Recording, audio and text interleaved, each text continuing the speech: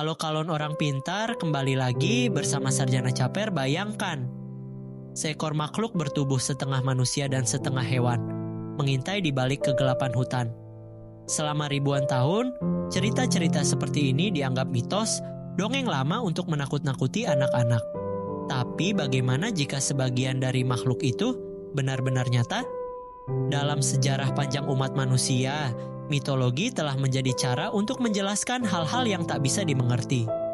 Namun, seringkali kisah-kisah itu menyimpan jejak dari sesuatu yang benar-benar pernah terjadi.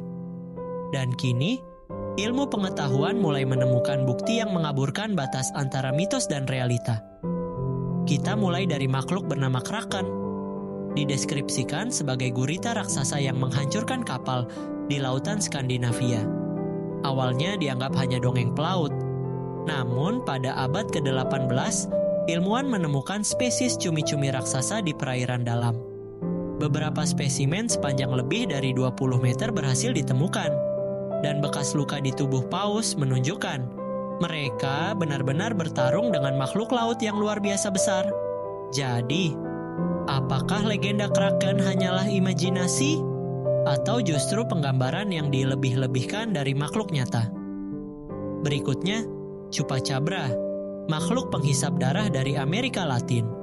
Digambarkan sebagai makhluk berkaki 4 dengan mata merah menyala yang memburu hewan ternak di malam hari. Pada akhir tahun 1990-an, puluhan laporan tentang hewan ternak mati dengan luka gigitan aneh bermunculan. Ilmuwan kemudian menelusuri dan menemukan bahwa sebagian besar serangan dilakukan oleh hewan liar seperti koyote atau anjing dengan kondisi penyakit kulit parah yang membuat mereka terlihat aneh dan mengerikan. Namun, jejak misterius dan luka korban yang sangat presisi masih belum bisa dijelaskan sepenuhnya. Lalu ada makhluk legenda dari Indonesia sendiri, Lik. Sosok menyeramkan dari Bali yang digambarkan bisa terbang dengan kepala terpisah dari tubuh.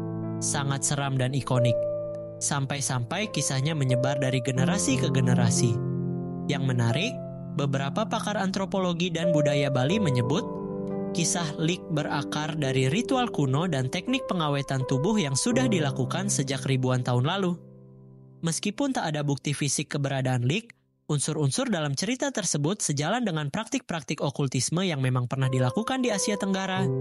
Contoh berikutnya adalah makhluk yang disebut werewolf atau manusia serigala. Ceritanya begitu populer menggambarkan manusia yang bisa berubah menjadi hewan buas di malam bulan purnama. Ilmuwan mencatat, pada abad pertengahan, ada kasus kelainan genetik bernama hipertrikosis yang membuat seseorang tumbuh rambut tebal di seluruh tubuh. Penampilannya menyerupai hewan buas dan memicu ketakutan massal. Ada pula kondisi psikologis yang membuat seseorang percaya dirinya adalah hewan. Dalam dunia medis, ini disebut kelinantropi. Fakta-fakta ini memperkuat teori bahwa mitos manusia serigala mungkin berakar dari pengamatan terhadap penderita penyakit langka.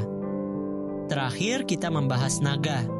Makhluk raksasa yang bisa terbang dan menyemburkan api muncul hampir di setiap budaya, dari Cina hingga Eropa. Apa mungkin makhluk seperti itu pernah benar-benar ada? Fosil-fosil dinosaurus yang ditemukan di Tiongkok dipercaya telah menginspirasi kisah naga kuno.